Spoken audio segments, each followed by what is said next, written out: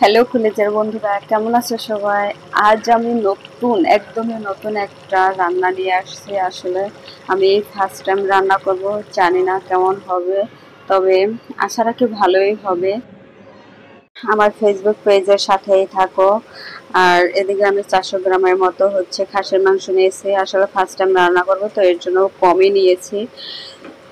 আমি মেরিনেট করার জন্য আদা রসুন আর পেঁয়াজ দিয়ে মেরিনেট করব, আর লাস্টে গরুর দুধ দেবো হালকা, যাতে মাংসের গন্ধটা না আসে।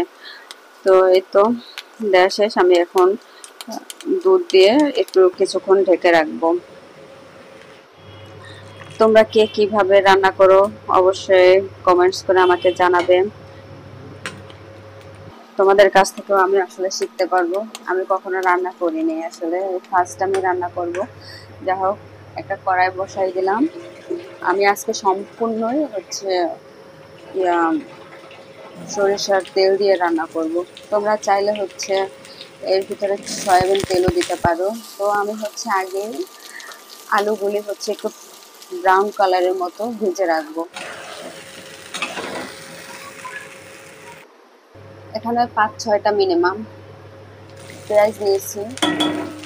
পেঁয়াজটা ভালোভাবে ভেজে একদম নাড়াচাড়া চাকানাকা করে ব্রাউন কালার যে পর্যন্ত না আসে ওই পর্যন্ত একদম নাড়তে থাকবো।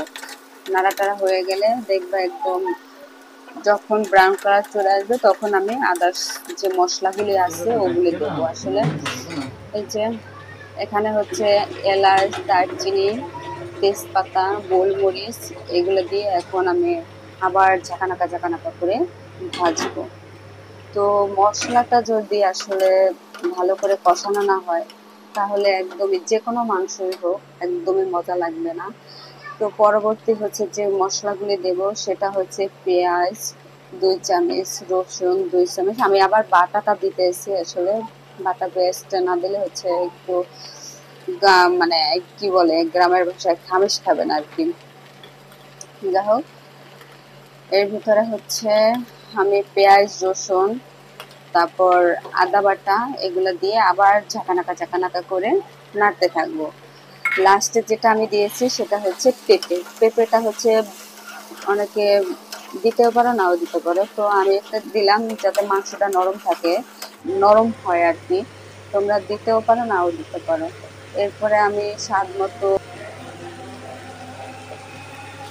মতো মরিচের গুঁড়ো দেবো। আসলে কে কিরকম ঝাল খাও ওই অনুযায়ী দিবে। পরে আমি হলুদ, আর লাস্টে যেটা দিলাম সেটা ধনিয়া গুঁড়া। এরপরে দিলাম গোলমরিচের গুঁড়া। গোলমরিচের গুঁড়াটা আসলে দিতে পারো, নাও দিতে পারো, আমি একটু দিলাম, আসলে ঝালটা যেহেতু কম দিলাম।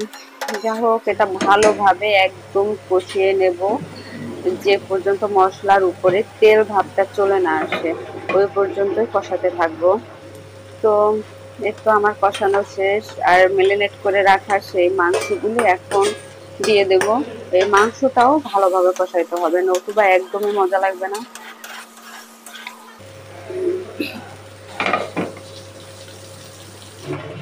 প্রায় আধা ঘন্টা 20 মিনিটের মতো এটা কষাতে হবে।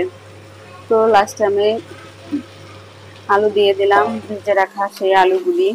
এরপর আবার ঝাঁকানাকা করে ঢেকে উল্টিয়ে পাল্টে পরে কষাতে হবে।